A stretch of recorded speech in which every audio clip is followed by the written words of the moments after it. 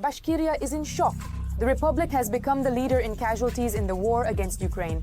Horrifying footage has leaked online. Boxes with bodies from Kursk are being loaded one after another. And now, a new twist. Bashkirs fighting for Putin have recorded a bold message, demanding order and expressing dissatisfaction with the Kremlin. Is a rebellion brewing in the region? Details that Moscow is hiding. Coming up next. A video has appeared online showing hundreds of coffins brought from the war in Ukraine to the Republic of Bashkortostan. These are all the guys. Here's a full truck. There are more vehicles ahead. As they say, it looks both funny and sinful. Especially considering how just a few months ago these Cargo 200 were being sent off to war.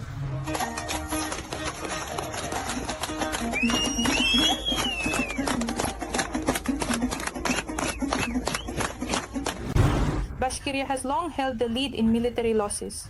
It has become commonplace that the Republic of Bashkortostan has consistently, yes, for the second year in a row, ranked first in Russia for the number of casualties in the war in Ukraine.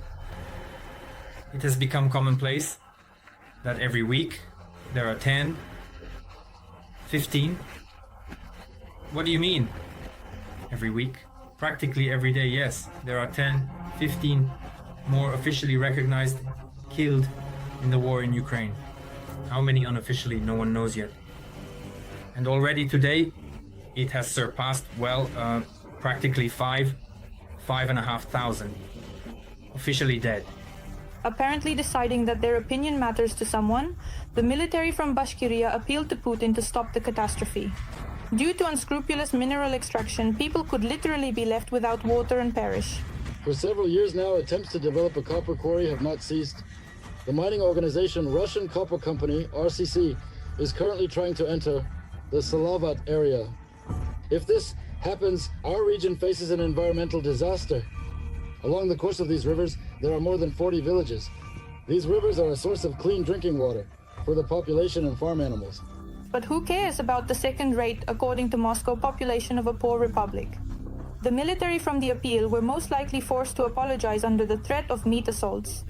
We apologize for the previously recorded video about the problem in the Abdelovsky district.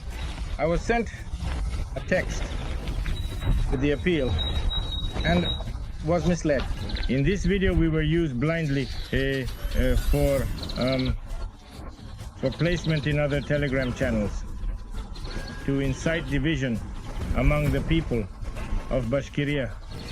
It turns out that people dying on the front for the empire do not even have the right to ask for drinking water. The height of cynicism. And this is what the luxurious office of that very Russian copper company, built with blood money, looks like. Orthodox and Russians, ethnic Russians, should be the main ones, and everyone else should serve them. And against this backdrop, this support is happening precisely at the state level.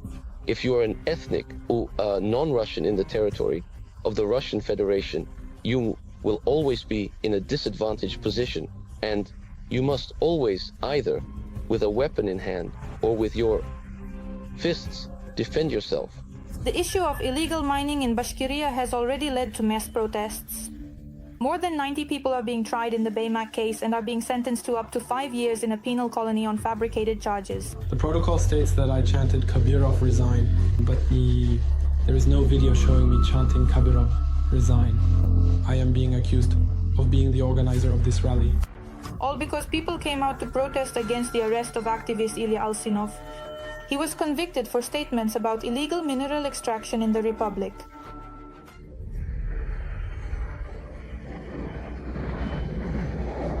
Freedom. If you speak the truth, in whispers, or not at all, then really what's the point of living, working? Information has appeared online that officers of Bashkir nationality are transferring their compatriots to non-combat units to protect them from the abuse of Russian commanders, and so they can continue the national liberation movement in Bashkortostan. Company Commander Veter constantly harasses me, calls me a small caliber thorn, because I am Bashkir. What are you fighting for?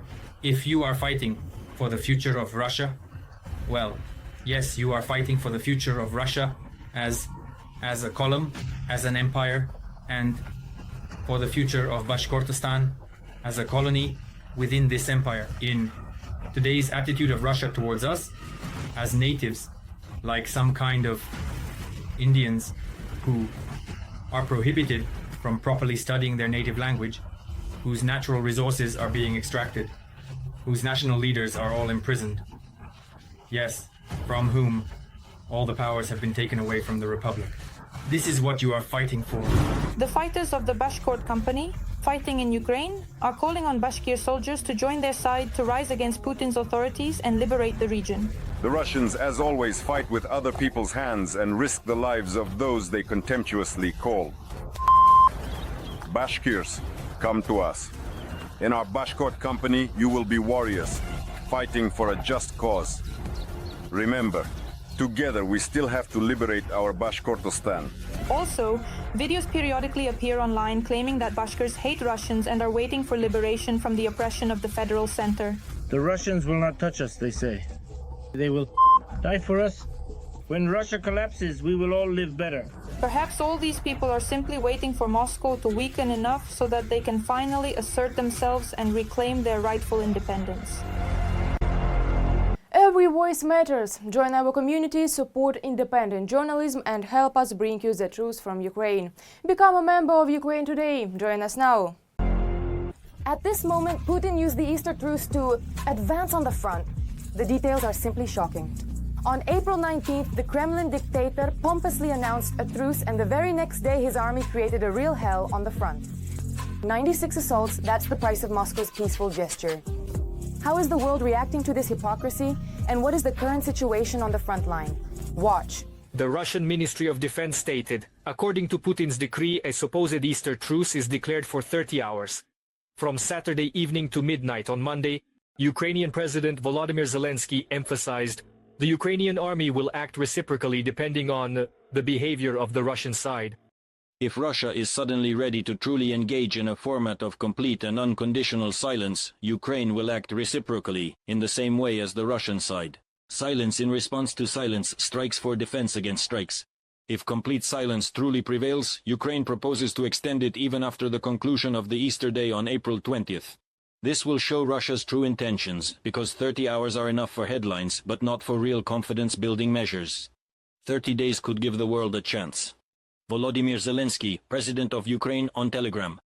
And although the Kremlin announced a so-called Easter truce, in reality, the aggressor country itself is violating it. According to the President of Ukraine, Volodymyr Zelensky,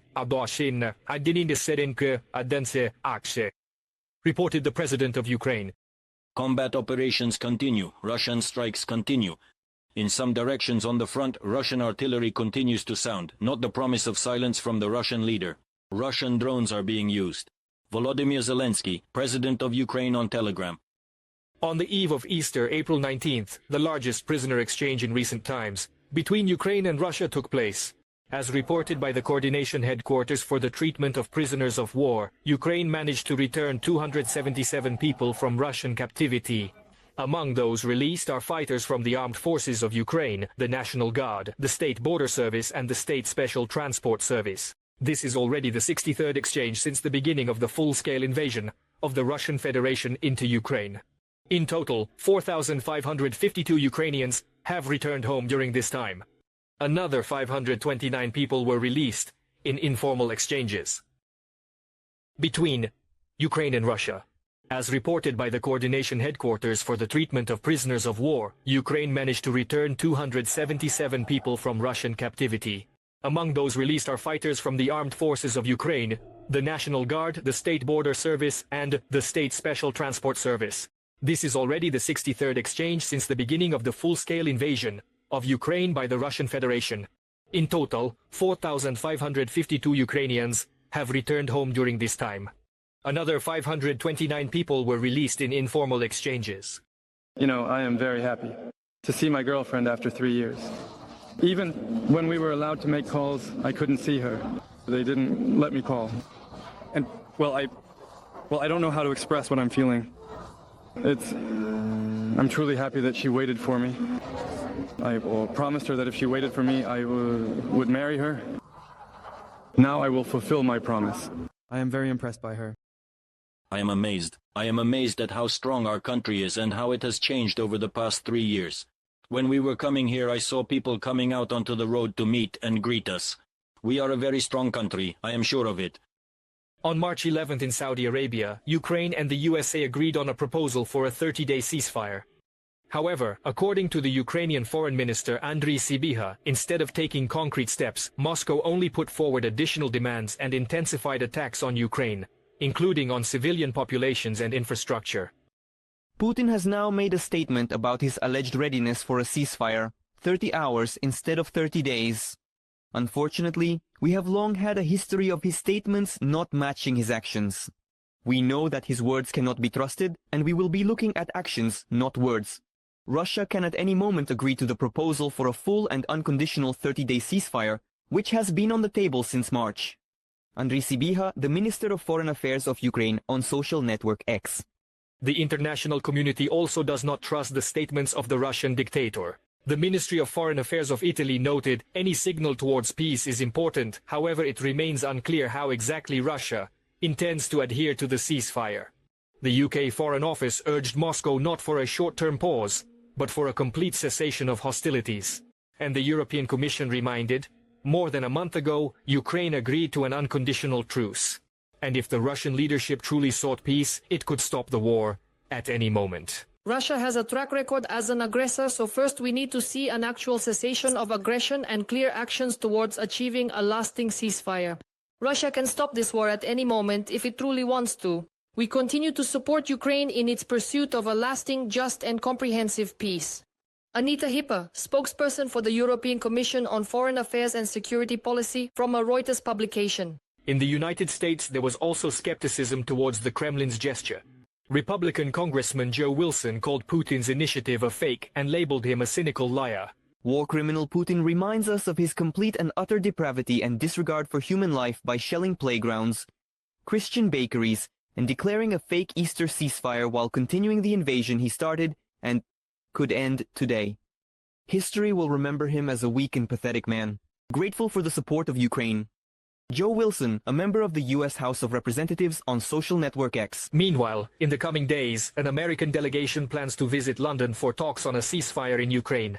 This was reported in a comment to Fox News by the U.S. President's Special Representative for Ukraine and Russia, Keith Kellogg.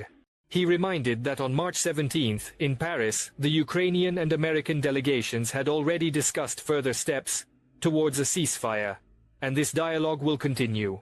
I think we have a pretty good result. Sit down, Dmitry. I believe we have quite good developments. The minerals agreement is one of them. It also concerns a comprehensive ceasefire. When I say comprehensive, I mean sea, air, land and industry for at least 30 days, with a gradual transition to lasting peace, to a permanent agreement. And in my opinion, we are on the right track. In parallel with the negotiations in London, the Trump administration, according to CNN, is preparing another diplomatic initiative. Special Envoy Steve Witkoff plans to hold a meeting with Russian representatives. The goal is to persuade Moscow to support a framework agreement for a ceasefire along the front line. According to CNN, this proposal has already been discussed over the phone by U.S. Secretary of State Marco Rubio and Russian Foreign Minister Lavrov. Nikita Skoblikov, for Freedom TV channel.